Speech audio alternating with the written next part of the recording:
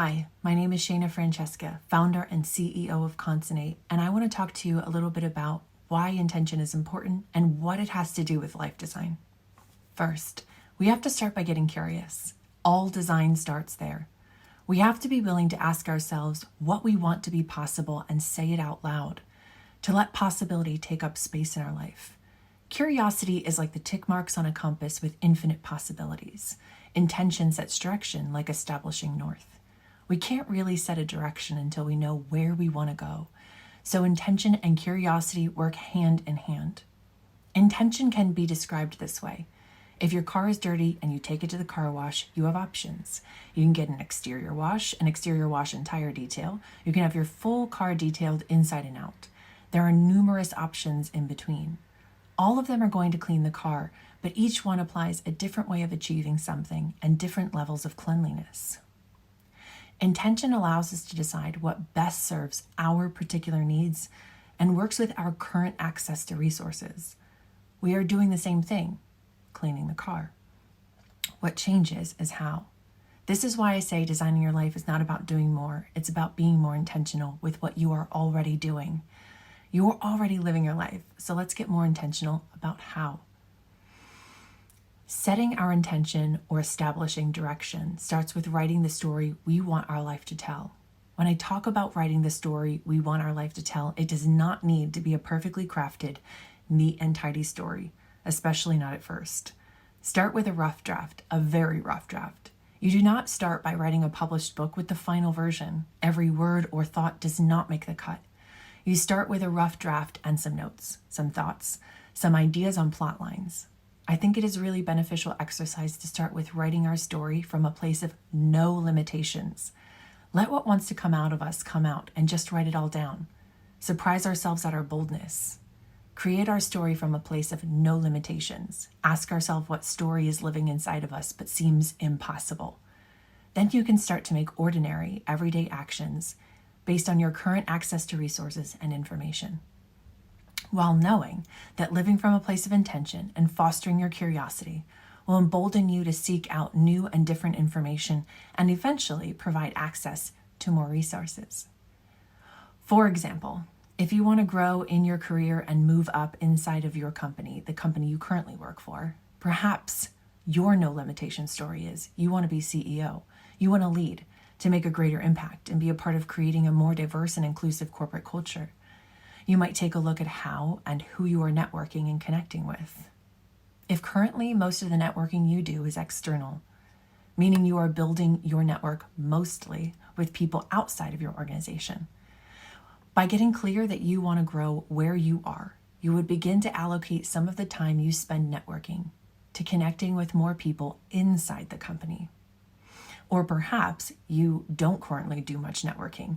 Maybe you would look to have lunch with a colleague you want to connect with at least once per week. And it would be a wide range of people you would want to get to know because you want to know every aspect and facet of the company you want to one day lead.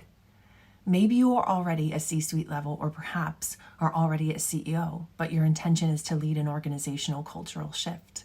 You might start with really small actions like using your commute to work to challenge your current worldview by listening to podcasts or audiobooks about a wide variety of topics, including those written by people who are leading organizations and communities with cultures that are honoring their people and the contribution of their people.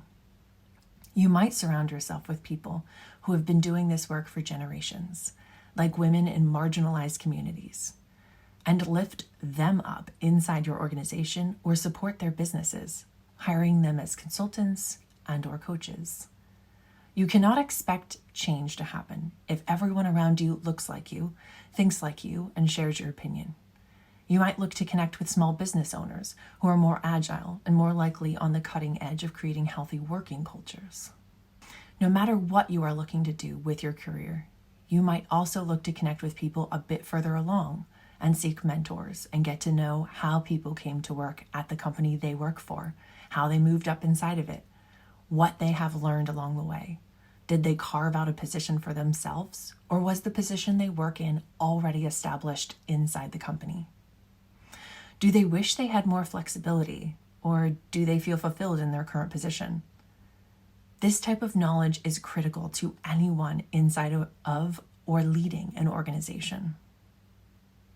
It would also be really important to seek mentors in the same industry who are in some way representative of who you are. For me, seeking other neurodivergent people who have been successful in business has been critical for me, especially single female or femme-presenting persons.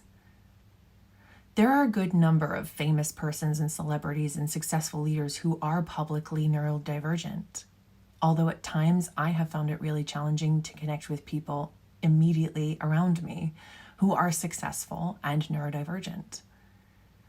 85% of neurodivergent people are or underemployed, primarily due to exploitation and burnout.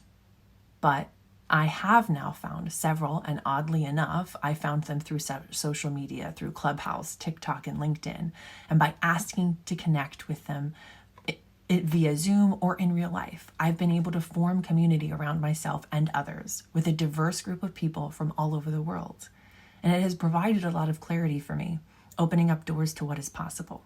So for you, thinking outside of the box as to what community looks like and how we are connecting to it can open up a world of connection we did not previously see or know to be possible.